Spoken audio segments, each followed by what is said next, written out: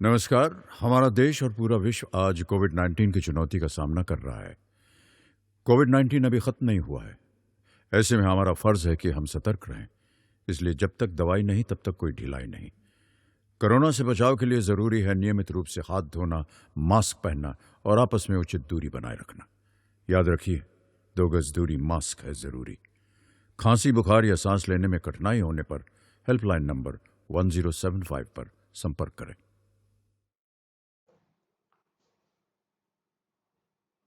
मैं वंदना जैन सभी बच्चों एवं अभिभावकों को नमस्कार। आज मैं हिंदी विशिष्ट आरोह के पदखंड दुष्यंत की गजलों के बारे में समझेंगे, जानेंगे। दुष्यंत की गजल जैसे कविता, कहानी, उपन्यास, विभिन्न प्रकार की कविताओं को पढ़ा जाता है, इसी प्रकार से हम गजलों को भी समझेंगे। काव्य साहित्य का इतिहास व्यवस्थित व प्रमाणित रूप 1000 ईसा से प्राप्त होता है। इस काव्य साहित्य को विद्वानों ने आदिकाल, वीरगाथा काल, भक्ति काल, आधुनिक काल में विभाजित किया है। आधुनिक काल में गजल गायकी एक महत्वपूर्ण विधा है। यह उर्दू भाषा शैली का प्रतिनिधित्व करती है। हिंदी गजल विधा को लोकप्रिय बनाने और उसको प्रतिष्ठित किया दुष्यंत कुमार जी ने। दुष्यंत कुमार जी ने गजल को अरबी साहित्य की एक काव्य विधा है। गजल का जन्म ईरान में हुआ। गजल को फारसी भाषा में लिखा गया। गजल कसीदे से निकली, राजाओं की तारीफ में की गई एक विधा है। शायर अपनी रोजी रोटी चलाने के लिए शासकों की झूठी तारीफ करता था और गजल को एक बहुत सुंदर तरीके से प्रस्तुत करता था। गजल दिलों के नाजुक तारों को छेड़ देती है। गजल शेरों से बनती है। हर शेर में 2 पंक्तियां होती हैं। शेर की हर पंक्ति को मिसरा कहते हैं। ऐसे ही हम दुष्यंत की कुमार की गजलों को पढ़ेंगे और गजलों के महत्व को समझेंगे। आज हिंदी विशिष्ट आरोही के पदखंड दुष्यंत कुमार की गजलों को समझेंगे एवं जानेंगे। काव्य साहित्य का इतिहास व्यवस्थित एवं प्रमाणित रूप सन 1000 ईस्वी से प्राप्त होता है। इस काव्य साहित्य को विद्वानों ने आदिकाल, वीरगाथा काल, भक्ति काल, आधुनिक काल में विभाजित किया है। आधुनिक काल में गजल गायकी एक महत्वपूर्ण विधा है। यह उर्दू भाषा शैली का प्रतिनिधित्व करती है। हिंदी गजल विधा को लोकप्रिय बनाने और उसको प्रतिष्ठित किया दुष्यंत कुमार जी ने। गजल अरबी साहित्य की काव्य विधा है जो बाद में फारसी, उर्दू, नेपाली और हिंदी में लोकप्रिय हुई। गजल का जन्म ईरान में हुआ। गजल को संगीत क्षेत्र में गाने के लिए ईरानी और भारतीय संगीत शैली को अपनाया गया। गजल को फारसी भाषा में लिखा एवं गाया गया। गजल कसीदे से निकली, कसीदे राजाओं की तारीफ में कही गई थी।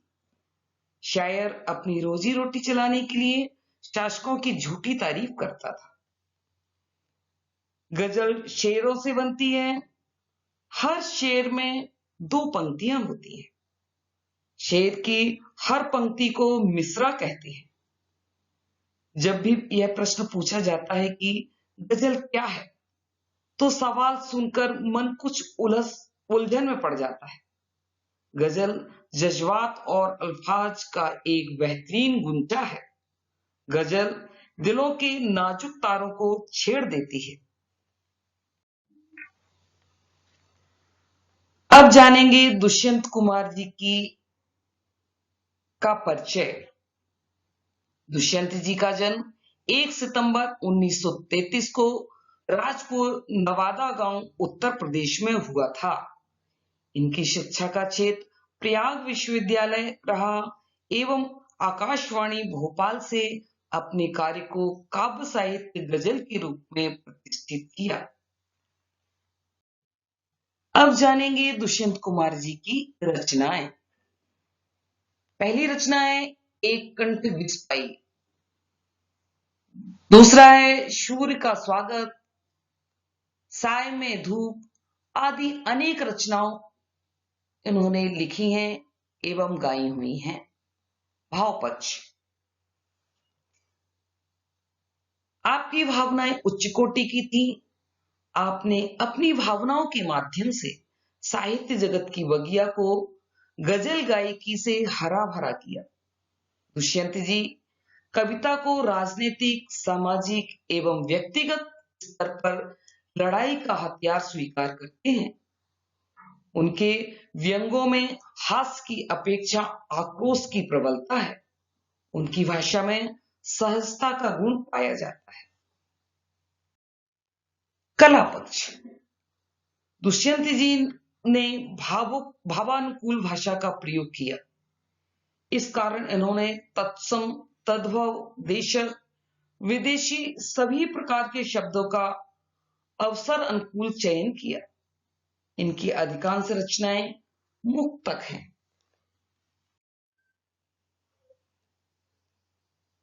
कहां तो तय था चिराग हरे घर के लिए, कहां तो तय था चिराग हरे घर के लिए, कहां चिराग मयस्सर नहीं शहर के लिए, कहां तो चिराग मयस्सर नहीं शहर के लिए।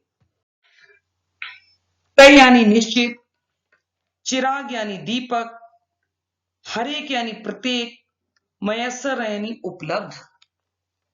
संदर्भ में प्रस्तुत पंक्तियों में कवि दुष्यंत कुमार जी ने गजल साय में धूप, कवि का नाम दुष्यंत कुमार जी, प्रसंग राजनीति और समाज में जो कुछ चल रहा है, राजनीति और समाज में जो कुछ चल रहा है उसे खारिज करना और नए विकल्प की तलाश करना। व्याख्या, नेताओं ने वादा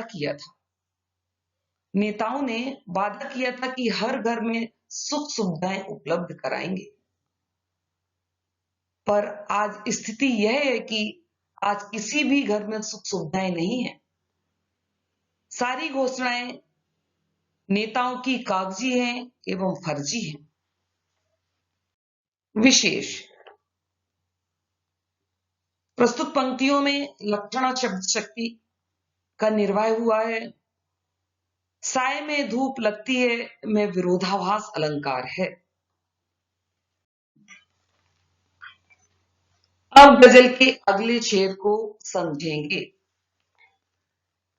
यहां दरख्तों के साय में धूप लगती है, यहां दरख्तों के साय में धूप लगती है, चलो यहां से चलें और उम्र भर के लिए। यहां दरख्तों यानी पेड़ से लिया गया है।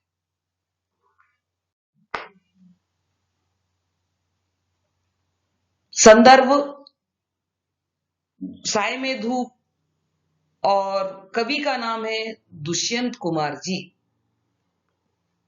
प्रसंग में आप बोलेंगे साय में धूप, गजल में गजलकार दुष्यंत कुमार जी ने राजनीति और समाज में जो कुछ चल रहा है उसे अस्वीकृत, नामंजूर करने के लिए कहा है।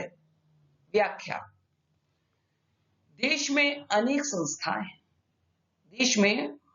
संस्थाएं हैं जिन्हें कवि ने दरख्तों की संज्ञा दी है।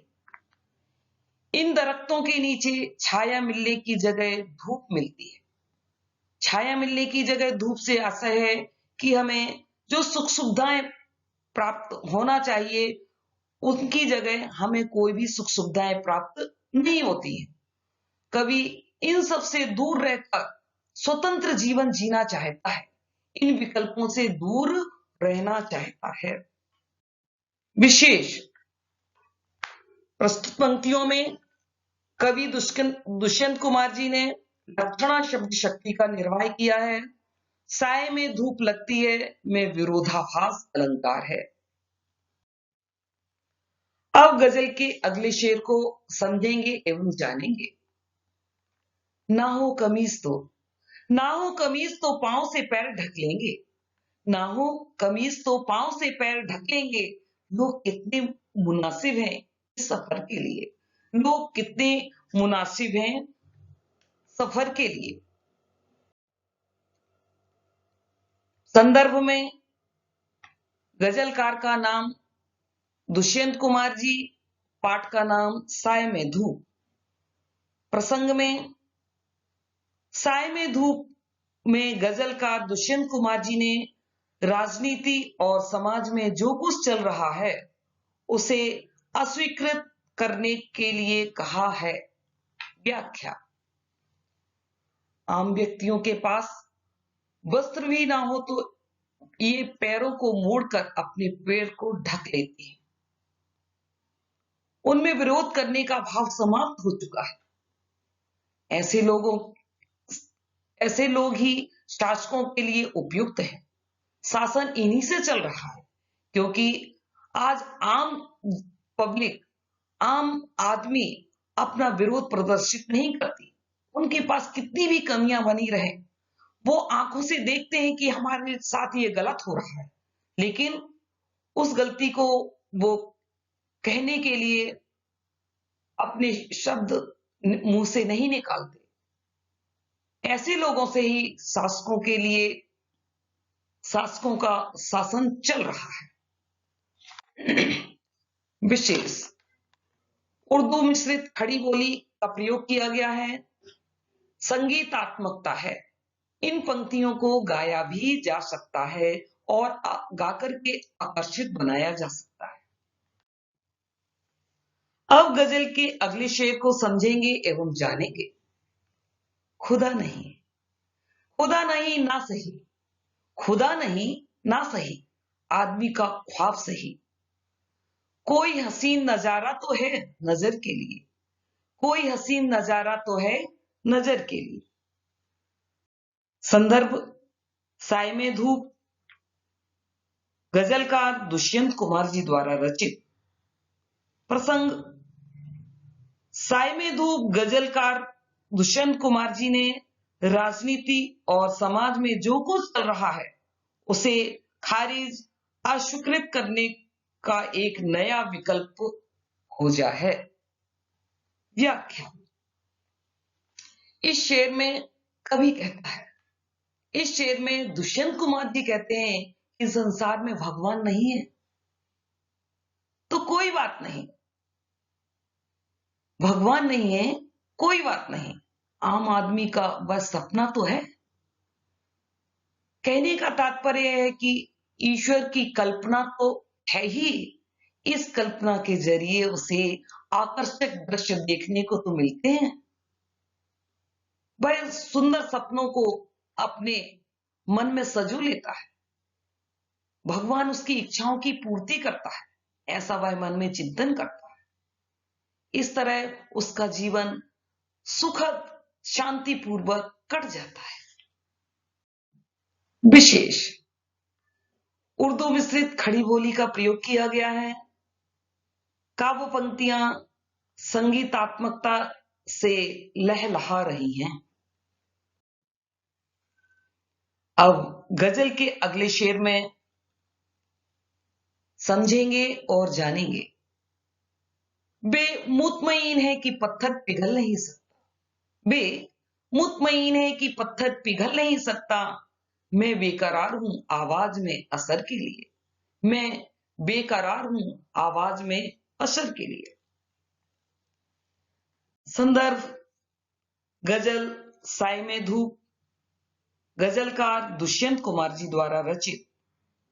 प्रसंग साय में धूप गजल में गजलकार दुष्यंत कुमार जी ने राजनीति और समाज में जो कुछ चल रहा है उसे खारिज करना और नए विकल्प तलाशना। व्याख्या। इस शेर में कवि आम व्यक्ति के विश्वास की बात करता है। इस शेर में कवि आम व्यक्ति के विश्वास की बात बताता है। भ्रष्ट व्यक्तियों में संवेदना नहीं होती, भ्रष्ट व्यक्तियों में संवेदना नहीं होती, वो संवेदनहीन होते हैं। उनकी आवाज बुलंद हो, आम आदमियों की आवाज बुलंद हो तथा आम व्यक्ति संगठित होकर इनका विरोध करें तो भ्रष्ट व्यक्ति समाप्त हो सकते हैं और भ्रष्टाचार समाप्त हो सकता है। सिर्फ हमें संगठित होना है और अपनी आवाज को बुलंद करना है, तभी हम इस भ्रष्टाचार को समाप्त कर पाएंगे। विशेष, पत्थर पिघलने में अनुप्रास अलंकार की छटा बिखेरी गई है। उर्दू शब्दावली युक्त खड़ी बोली का प्रयोग किया गया है। अब गजल के अगले शेर को पढ़ेंगे, जानेंगे, समझेंगे। तेरा निजाम है सिल्दे जुबान शायर की, तेरा निजाम है सिल्दे जुबान शायर की, ये एहतियात जरूरी है इस वहर के लिए, ये एहतियात जरूरी है इस वहर के लिए। संदर्भ में गजल शाय में धूप, शायर का नाम दुष्यंत कुमार जी द्वारा रचित। प्रसंग में साय में धूप गजल में गजलकार दुष्यंत कुमार जी ने राजनीति और समाज में जो कुछ चल रहा है उसे खारिज, अस्वीकृत, नामंजूर करने की सलाह दी है। व्याख्या, इस शेर में कवि शायरों और शासक के संबंध के बारे में बताता है। शायर सत्ता के खिलाफ लोगों को जागरूक करता है, आंखें खोलने के लिए कहता है कि हमें हर चीज के लिए जागरूक रहना है, हमें हर चीज को जानना है, समझना है। इससे सत्ता को क्रांति का खतरा लगता है, इससे शासकों की सत्ता को क्रांति का खतरा लगता है। वे स्वयं को बचाने के लिए शायरों की जबान अर्थात कविताओं पर प्रतिबंध लगा सकते हैं। कवि अपनी भावनाओं को व्यक्त करने के लिए मजबूर है, क्योंकि आज का शासक कवियों की जुबान पर ताला लगाने का प्रयास कर रहा है। विशेष में उर्दू मिश्रित खड़ी बोली का प्रयोग किया गया है। अब गजल के अगले शेर को पढ़ेंगे, समझेंगे, जानेंगे। जिए तो अपने बगीचे में गुलमोहर के तले, जिए तो अपने बगीचे में गुलमोहर के तले, मरे तो गैर की गलियों में गुलमोहर के लिए, मरे तो गैर की गलियों में गुलमोहर की तरह। पाठ का नाम गजल साय में धूप, गजलकार दुष्यंत कुमार जी द्वारा रचित। प्रसंग, साय में धूप गजल में गजलकार दुष्यंत कुमार जी ने राजनीति और समाज में जो कुछ चल रहा है उसे अस्वीकृत, नामंजूर करने की बात कही है। व्याख्या, मनुष्य जब तक जिए वह मानवीय मूल्यों को मानते हुए शांति से जिए, वह मानवीय मूल्यों को मानते हुए शांति से सुखद जीवन जिए। दूसरों के लिए भी इन्हीं मूल्यों की रक्षा करते हुए, दूसरों के लिए मानवीय मूल्यों की रक्षा करते हुए बाहर की गलियों में मरे तो गुलमोहर के लिए। विशेष, गुलमोहर एक प्रतीकात्मक अर्थ है। उर्दू शब्दावली युक्त खड़ी बोली का प्रयोग किया गया है। बच्चों, अपन ने गजलों को पढ़ा, गजलों के अर्थों को जाना, समझा। इसी के तहत कुछ गृह कार्य आपके लिए प्रश्नों के रूप में आपको दे रहे हैं। आपको उनके उत्तर जरूर मिलेंगे। पहला प्रश्न है, आजादी के बाद क्या क्या हुआ था? आजादी के बाद क्या क्या हुआ था? दूसरा, कवि के पलायनवादी बनने का कारण बताइए। कवि के पलायनवादी बनने का कारण बताइए। तीसरा, पांवों से पेट ढकने का अर्थ स्पष्ट करें। पांवों से पेट ढकने का अर्थ स्पष्ट करें। चौथा, भारतीयों का भगवान के साथ कैसा संबंध होता है। आज अपन दुष्यंत की गजलों का सार, उसमें राजनीतिक जो भी घटनाएं घटी हुई हैं, कवि दुष्यंत कुमार जी उस विधा को आपके सामने प्रस्तुत कर रहे हैं। गजल नामक इस विधा में कवि राजनीतिज्ञों के झूठे वायदों पर व्यंग करता है कि वे हर घर में चिराग उपलब्ध कराने का वायदा करते हैं। चिराग से मतलब हर घर में सुख सुविधाएं उपलब्ध कराना चाहते हैं, परंतु यहां तो शहर में ही चिराग नहीं है। शहर से मतलब बड़े बड़े शहरों में भी सुख सुविधाएं उपलब्ध नहीं है। कवि को पेड़ों के साए में धूप लगती है, यानी जितनी भी सुख सुविधाएं हैं उनमें भी उनको सुख नहीं मिलता, दुख ही प्राप्त होता है। आश्रयदाताओं के यहाँ भी कष्ट मिलते हैं, जहां भी वो अपना काम पूरा कराना चाहते हैं लेकिन उनके काम पूरे नहीं होते। अतः वह हमेशा के लिए उन्हें छोड़कर जाना चाहे ठीक समझता है। वह उन लोगों के जिंदगी के सफर को आसान बनाता है जो परिस्थितियों के अनुसार स्वयं को बदल लेते हैं। मनुष्य को खुदा ना मिला तो कोई बात नहीं, मनुष्य को खुदा ना मिला तो कोई बात नहीं, उसे अपना सपना ही नहीं छोड़ना चाहिए। थोड़े समय के लिए ही सही, हसीन सपना तो देखने को मिलता है। कुछ लोगों का विश्वास है कि पत्थर पिघल नहीं सकते। कवि आवाज के असर को देखने के लिए बेचैन है। शासक शायर की आवाज को दबाने की कोशिश करता है। किशोर अवस्था संबंधित समस्याओं के परामर्श हेतु समर्पित उमंग किशोर हेल्पलाइन के टोल फ्री नंबर 144225 पर संपर्क करें।